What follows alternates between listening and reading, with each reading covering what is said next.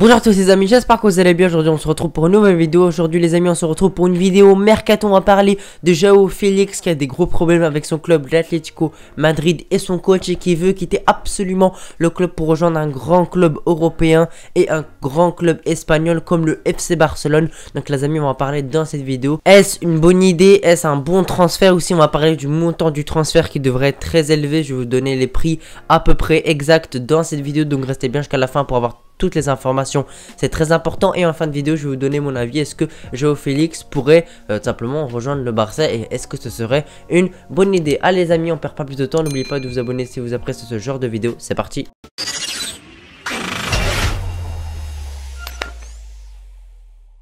Alors les amis, Joao Félix est un Portugais, c'est un joueur de l'Atlético Madrid. Il joue actuellement la Coupe du Monde 2022, il a pas mal de temps de jeu, il apporte beaucoup de choses simplement à son équipe du Portugal pour essayer de simplement remporter ce trophée. Ils ont gagné notamment 6-1 face à la Suisse et maintenant ils vont affronter le Maroc pour ce quart de finale de Coupe du Monde. Il est très important pour beaucoup de points, mais avant je vais vous le présenter assez rapidement. Donc Joao Félix a 23 ans, il est né en 1999 et fait 1m81, il est portugais bien évidemment, il est né au Portugal et il a été aussi formé au Portugal par le Benfica. Cette saison simplement on va commencer simplement par la Coupe du Monde. Il a joué 3 matchs, il a marqué un but et il a délivré 2 passes décisives, ce qui est vraiment pas mal. C'est à dire que en Coupe du Monde il a toujours été décisif quand il a joué, et donc franchement c'est des très belles stats. Et en Liga il a joué 12 matchs, il a marqué 3 buts où c'est un peu plus compliqué, mais c'est normal, il a beaucoup moins de temps de jeu etc. Il a des problèmes avec le coach, mais on va en parler un peu plus exactement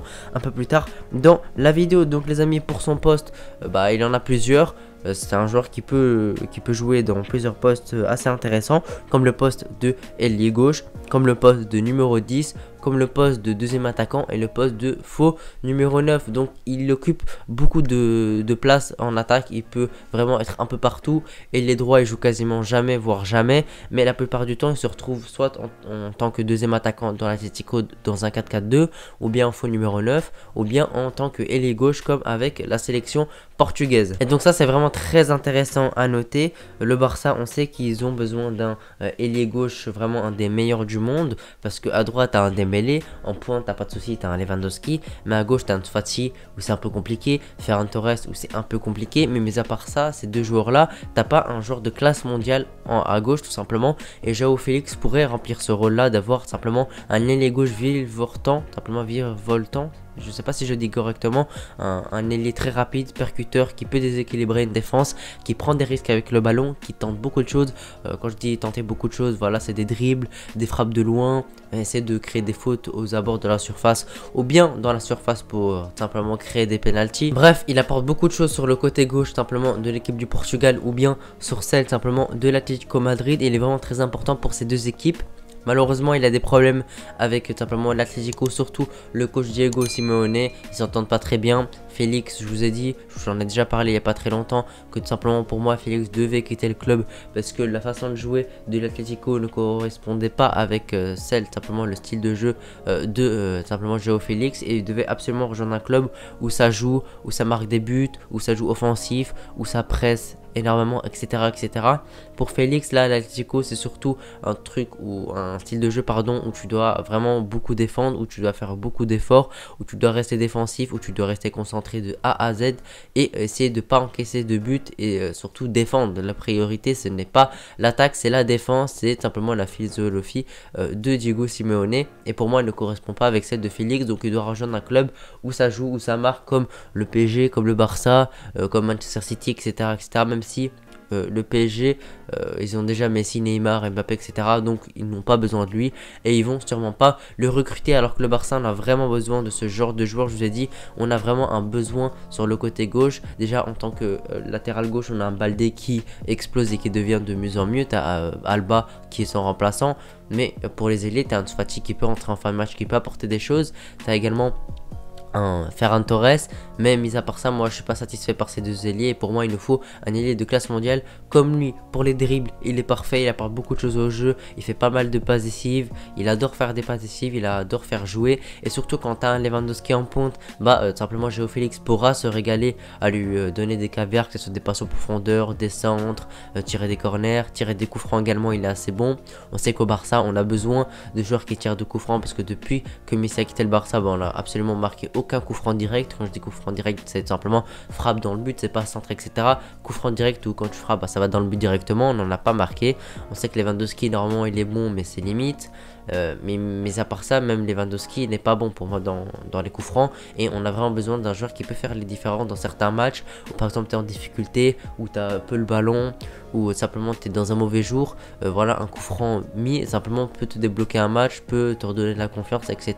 Ça peut vraiment être très important dans certaines circonstances. Donc c'est très important d'avoir un bon tireur de coups francs direct. Et pour l'instant, depuis le départ de Lionel Messi, malheureusement on n'en a pas. Et on espère qu'on pourra en avoir un le plus rapidement possible, comme João Félix par exemple, qui va quitter sûrement l'Atlético Madrid pour cet été. Cet hiver ça semble compliqué, même si rien n'est impossible. Il devrait quitter le club cet été et simplement l'Atlético demande une très grosse somme, entre 100 et 140 millions d'euros. On sait que c'est beaucoup, mais ça peut s'excuser par le fait que c'est un jeune joueur, un Portugais qui a sa place à l'équipe nationale, qui a un gros potentiel, qui est très bon avec son pays, qui est un peu plus en difficulté avec le club, mais on sait qu'il a des très belles qualités. Point de vue financier, il y a beaucoup de gens qui pensent que le Barça n'a pas d'argent, même des supporters du Barça, mais moi je suis pas du tout d'accord avec ça. Regardez le mercato que le Barça a fait. Ils ont recruté énormément de joueurs, Christensen, Rafinha, Lewandowski, Bellerin, etc., etc. Ils ont vraiment recruté énormément de joueurs à tous les compartiments, à tous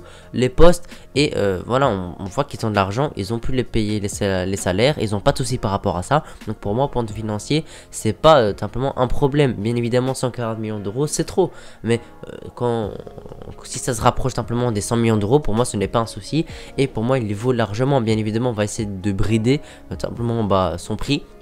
Pour le fait que, tout simplement par le fait que João Félix veut quitter le club, donc ça baisse bien évidemment sa valeur marchande. Ils vont pas l'emprisonner à l'Atlético, mais ce qui fait augmenter sa valeur marchande, c'est qu'il est sous contrat avec l'Atlético jusqu'en 2027, donc il lui reste encore 5 bonnes saisons avec l'Atlético, et donc il est entre guillemets enfermé à l'Atlético.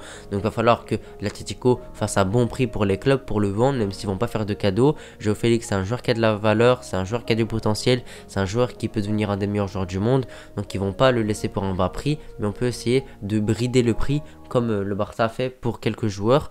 Simplement, João Félix force son départ, simplement fait grève à l'entraînement, etc., etc., vous m'avez compris, et là ça forcera le club tout simplement à lâcher João Félix, même si ne espérez pas d'un prix de 40-50 millions d'euros, ce sera plus, et pour moi ça me semble assez justifié. En tout cas le prix me semble élevé, mais il va falloir simplement débourser de l'argent si on veut des grands joueurs, et si on veut des joueurs en devenir, aussi il faut débourser de l'argent. Et pour moi João Félix, c'est pour le présent, pour le futur également. C'est très important de recruter également des joueurs pour le futur, mais aussi pour le présent. João Félix pourra apporter directement par son talent, par ses dribbles, par ses frappes, par ses statistiques en général, mais également il pourra progresser sur beaucoup de points où il a un peu plus du mal, comme le jeu aérien par exemple. Pourquoi pas les frappes de loin, il frappe pas tout le temps de loin.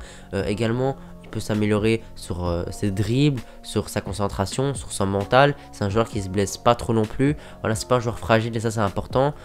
Comme un Neymar par exemple qui se blesse assez souvent, ou un Dembélé à l'époque où il se blessait souvent. Maintenant il se blesse plus et ça c'est parfait. Donc c'est important de pas recruter des joueurs fragiles, parce que ça peut te faire capoter toute une recrue. Simplement tu la recrutes très cher pour qu'au final elle se blesse tout le temps, et ça c'est vraiment quelque chose que je déteste et j'espère que ça arrivera pas. Mais en tout cas on a vu que sur les dernières saisons, que ce soit quand il jouait simplement à Benfica ou à l'Atlético, simplement il s'est pas trop blessé, donc ça c'est bien. On espère que ça continuera comme ça s'il rejoint le Barça et qu'il se blessera que très rarement. On sait, c'est inévitable, tout simplement ça arrive aux joueurs de se blesser, mais pas des blessures récurrentes parce que tu es fragile, parce que tu as une mauvaise hygiène de vie. Ça c'est non, et il faut vraiment faire attention à ça. Donc Laporta devra simplement bien suivre le dossier, mais en tout cas c'est C'est un objectif pour Laporta. L'Atlético et tout simplement le Barça ont déjà discuté tout simplement de ce joueur-là. Ils veulent tout simplement l'Atlético veulent le vendre tout simplement au Barça pour cet été. Et le Barça veut le recruter pour cet été. Donc on espère qu'ils vont parvenir à un accord assez rapidement pour tout simplement enchaîner sur les autres recrues. Parce qu'on sait que cet été, il n'y aura pas qu'un joueur qu'il faudra recruter. Il y a beaucoup de postes où on devra recruter, mais ça on va en parler dans une prochaine vidéo. Voilà les amis, merci d'avoir regardé la vidéo jusqu'ici. Si vous l'appréciez, n'oubliez pas de vous abonner, lâcher un pouce bleu. On se retrouve pour une prochaine vidéo les amis, merci de l'avoir regardé jusqu'ici, ciao.